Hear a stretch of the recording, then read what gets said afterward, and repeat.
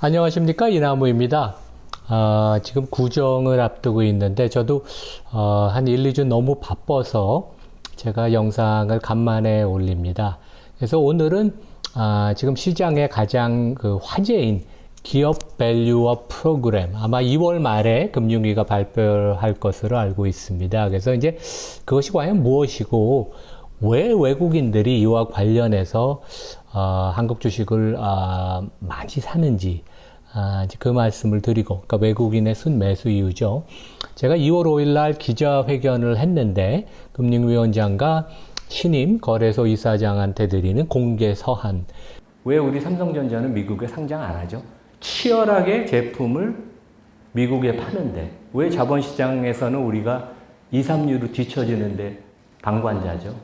되게 이상하죠? 그게 코리아 디스카운트입니다. 대만은 이렇게 존경을 받고 신뢰를 받고 그동안 포기했던 일본이 기업 거버넌스 개혁을 통해서 완전히 요즘 주목을 받는데 한국은 세계 최고의 제품을 만들고 최상의 수익을 내는데 자본시장에선 2류, 3류 취급을 받아요. 그게 코리아 디스카운트의 현실입니다. 그래서 이제 거기에 보면 우리 이제 금융당국이 정확하게 기업 밸류업 프로그램을 기업에 적용하면 얼만큼 밸류업, 코리아 디스카운트가 해소되는지 알기 어렵습니다. 그건 마이크로 레벨에서 기업들이 하는 일이니까. 근데 제가 이제 여기서 실제 숫자를 통해서 이만큼 우리가 코리아 디스카운트가 됐고 기업들이 반성을 해서 이 디스카운트를 해소하면 상당한 많은 업사이드가 있다. 이제 그런 얘기를 현대차, 삼성전자, LG화학, 그 다음에 KB금융, 그냥 대표 기업입니다. 제가 이 기업을 특별하게 꼽은 이유는 없고 대표 기업이기 때문에 그렇게 말씀을 드리겠습니다. 다음 페이지 보면 한국과 일본의 지난 10년 주가 차트예요. 그래서 이제 비슷하게 가다가 코로나가 벌어지면서 완전히 하늘과 땅의 차이를 보이는데, 물론 일본이 그 전에도 아웃퍼폼을 했습니다. 그러니까 일본 기업의 이익이 상당히 꾸준히 증가를 했고, 우리가 지금 이제 많이 얘기하는 일본의 기업 거버넌스 개혁이라는 게 10년 전부터 물밑에서 이렇게 진행이 됐고, 특히 일본 공무원들이 적극적으로 기업의 얘기를 들어서 세제 혜택도 두고 기업들을 또 나름대로 무수익 자산을 팔면서 다이나믹하게 기업을 바꿔서, 제가 이제 여기서 말씀을 드리고 싶은 것은 한국은 과거 10년, 20년을 봐도 주가 수익이 별로 좋지가 않아요. 배당 2%를 포함해도 우리의 장기 총주주 수익률은 5%밖에 안 됩니다. 미국은 항상 10%의 수렴을 하고 드디어 일본마저 바뀌어서 일본의 장기 수익률이 10%에 수렴하는데, 가령 우리 한 젊은이가 취직을 한 사람이 1,000만 원을 지금 주식시장에 투자를 해서 은퇴하는 시점이면 30년 후에 2054년 2월에 찾는다면 그 돈이 지금 1,000만 원이 5% 복리, 그러니까 과거 하던 대로 우리나라 시장이 조금 뜨뜻미지근하게 주가가 오르면 연 5%씩 늘어서 그게 4,000만 원이 되는데, 한국 기업들이 변신을 해서 코리아 디스카운트를 해소를 해서 연 10%, 지금 미국과 일본 수준으로 가면 연 10%씩 복리로 늘어서 1억 8천만 원이 된다. 무려 4배의 차이입니다. 그래서 우리 MZ세대가 은퇴할 때 여유 있게 은퇴를 할 수 있느냐, 아니면 돈이 없어서 허덕이느냐. 그러니까 우리의 실제 문제입니다. 이 코리아 디스카운트라는 게. 그래서 왜 온 국민이 관심을 가져야 하고 우리 1,400만 우리 투자가한테는 진짜 중요한 이슈입니다. 외국인이 왜 지금 주식을 아주 공격적으로 사냐? 지난주에는 하루에 1조 원 이상을 순매수를 했고, 작년 10월 이후로 꾸준히 한 달에 한 3조 원 진짜 공격적으로 순매수를 했는데, 물론 이제 작년 말에 공매도 사고가 나고 나서 실망을 많이 했지만, 외국인들은 지금은 실제 헤지펀드들의 참여가 없어요. 왜냐하면 공매도가 금지가 됐기 때문에 롱하고 숏을 같이 해야 되는데 헤지펀드의 참여가 없지만 전통의 큰 대형 뮤추얼 펀드들이 엄청나게 한국이 언더웨이트에 있었어요. 한국의 미래는 없다. 너무 재미없다. 그랬는데 이런 액티브 펀드들이 한국이 뭔가 변하나 이제 너무 그 언더웨이트 상태에서 주가가 올라가면 따라가기가 어렵죠. 그래서 조금 비중을 맞추는 정도. 그러니까 실제 정부가 잘하면 앞으로 업사이드가 되게 많다는 얘기입니다. 이 두 가지 관점인데 하나는 경기순환적인 관점에서 수출이 회복이 되고 반도체가 턴하면 한국은 항상 주가가 올랐죠. 그 다음에 다른 한 것은 하나는 이제 기업 밸류업 프로그램, 거버넌스 개선에 대한 기대가 있습니다. 하지만 저도 우리 밸류업 프로그램이 어떻게 발표될지 구체적으로 모르고 오늘도 어디 기업이 방문을 하셨는데 그분도 모르죠. 그러니까 외국인은 더 알 수가 없습니다. 하지만 이제 막연한 기대감이 있고 여기서 이제 뭐 2월 말에 발표를 했는데 뚜껑 여니까 아무것도 없더라 그러면 엄청 실망을 해서 이제 매도를 할 수 있습니다. 두 가지 의견이 있어요. 외국인들은 한 20, 30년 한 저랑 이제 올해부터 알았던 투자가들은 한국은 절대로 변하지 않아. 어떻게 한국이 변할 수가 있어. 특히 대기업의 패밀리들은 자기 중심으로 생각을 하고 소액주주를 차별하는데 한국이 변하겠어. 이제 그런 비관론을 유지하는 사람도 있지만 두 번째는 일본이 진짜 변하지 않는 일본이 이렇게 변했는데 어떻게 한국이 안 변할 수가 있어. 이제 그런 희망을 갖는 사람도 있습니다. 그리고 우리가 일본보다 잘해야죠. 축구만 이기는 게 아니라 우리가 자본시장, 금융시장에서도 일본보다 그리고 기업들이 일본보다 좋은 제품을 만들고 돈을 많이 버는데 주가는 우리가 훨씬 형편없는 게 말이 안 됩니다. 그게 이제 코리아 디스카운트죠.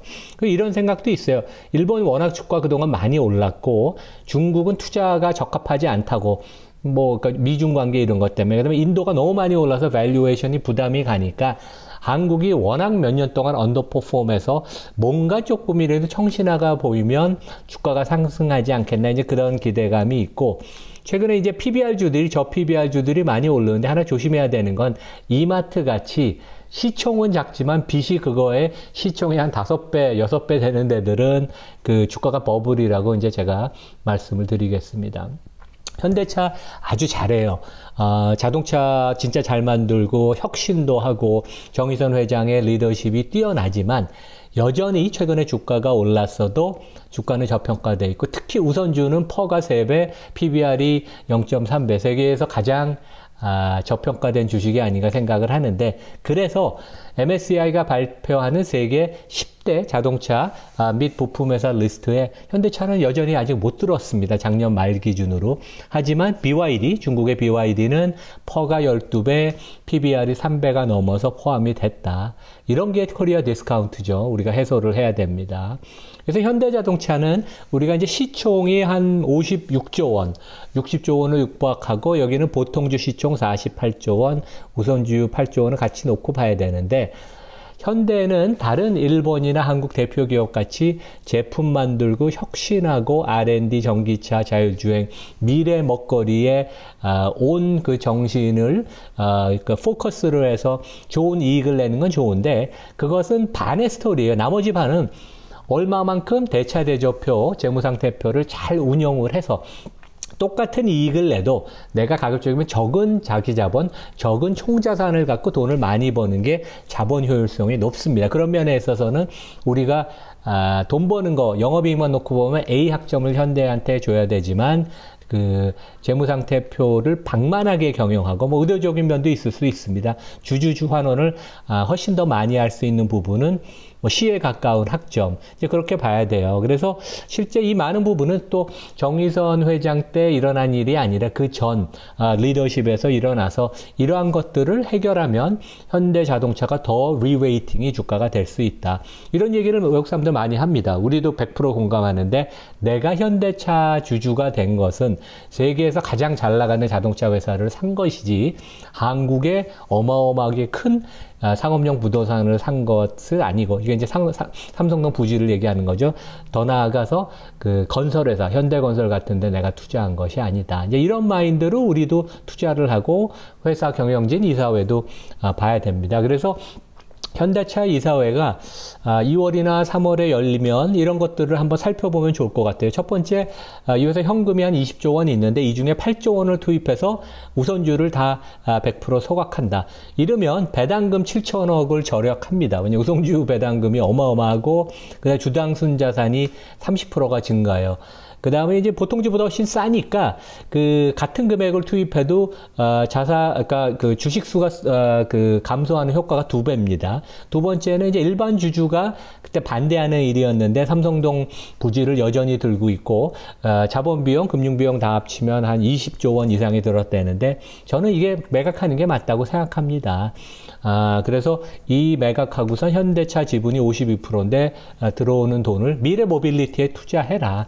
그래서 다 주주 환원하는 것도 아니에요. 미래에 투자해라. 세 번째는 현대건설 같은 경우는 진짜 패밀리가 이것을 원했으면 가족 돈으로 사는 게 맞지 자동차 회사에서 사는 것은 완전한 이해관계의 상충이고 KT 오프로 지분도 왜 들고 있는지 잘 모르겠습니다. 이런 것들을 매각을 해서 그 들어오는 돈으로 주주 환원을 하고 그 다음에 순이익도 한 30에서 50% 그 주주 환원을 약속을 하면 현대차 주가는 앞으로도 더 많이 리레이팅이 될 것이다.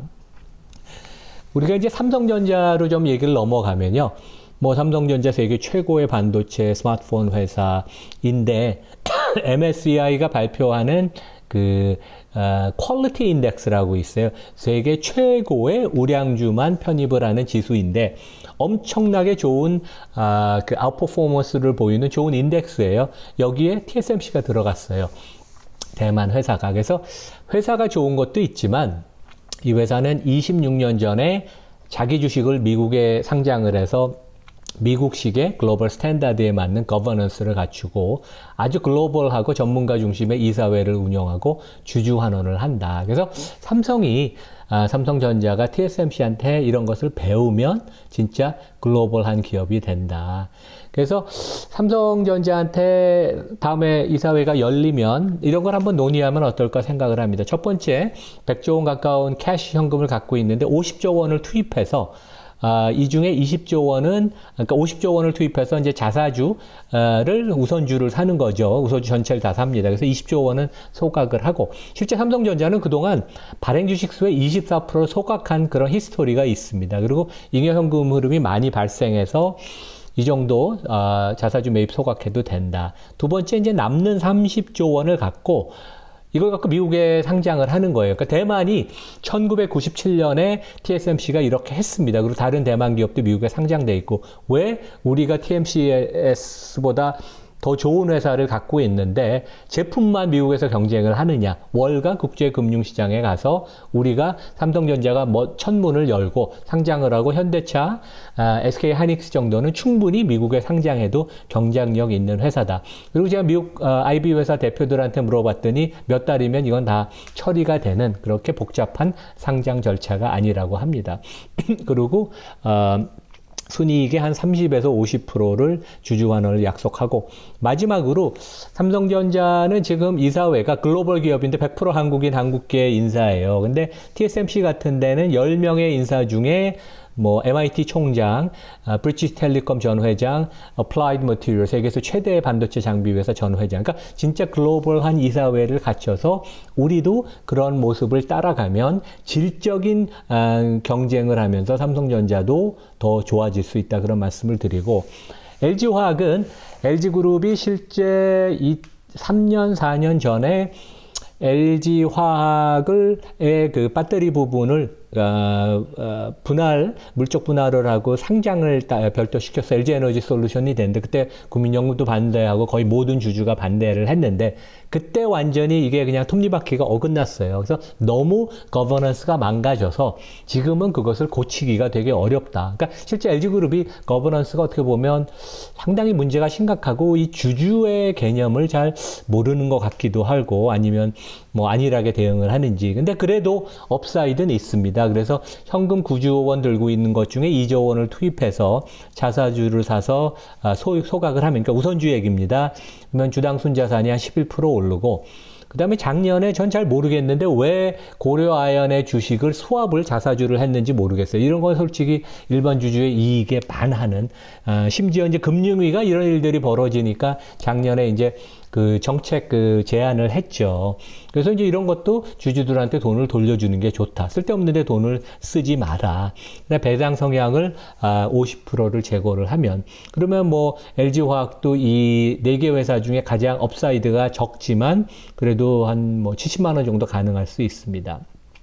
마지막으로 KB금융인데, 요즘 금융주들이 금융당국이 배당, 자사주, 그 다음에 주주환원에 대해서 간섭이 조금 덜 해요. 그래서 최근 1, 2년을 보면 매년 5 퍼센티지 포인트, 그러니까 KB금융을 보면 33 작년 퍼센트에서 올해 38로 올라가는 모습, 내년에는 40%를 넘을 것 같고 그 다음에는 거의 50%에 육박하는 주주환원을 순이익 중에서 할 것 같은데, 벤치마크가 메리츠 금융입니다. 그래서 여기는 시총이 하나금융에 육박을 하고 PBR이 1.5배인데 50%의 주주 환호를 목표로 하고 그 다음에 그것을 지키는 모습. 그래서 KB금융도 이론적으로 뭐 이미 이제 발표를 해서 이건 불가능하지만 실제 50%의 주주 환원을 가정을 했다 그러면 유통 주식 수가 5%가 감소하고, 그래서 이제 이러한 모습을 꾸준히 보이면 우리나라 금융주도 본격적인 주가의 리웨이팅, 레벨업이 돼서 KB 같은 데도 10만 원의 주가라는 것은 불가능한 게 아니다. 이제 그런 말씀을 드리겠습니다. 그래서 제가 느끼기에는 지난 30년 동안 외국인들이 한국 시장에 이만큼 갑자기 관심을 가진 적이 없어요. 제가 일주일 사이에 한 500명의 그 외국 투자가들 컨퍼런스 콜이나 미팅으로 만났는데 97년 외환위기 이후로 거의 외국인의 관심은 최고조에 달했다. 그만큼 우리가 잘 못하면 금융이나 금융당국이 이것을 잘 오케스트레이트, 그러니까 잘 지도를 못하고 기업들이 극렬한 저항을 한다면 다시 코스피는 엄청난 실망한 투매가 이루어질 수 있다는 얘기를 드리겠습니다. 여기서 마치겠습니다. 감사합니다.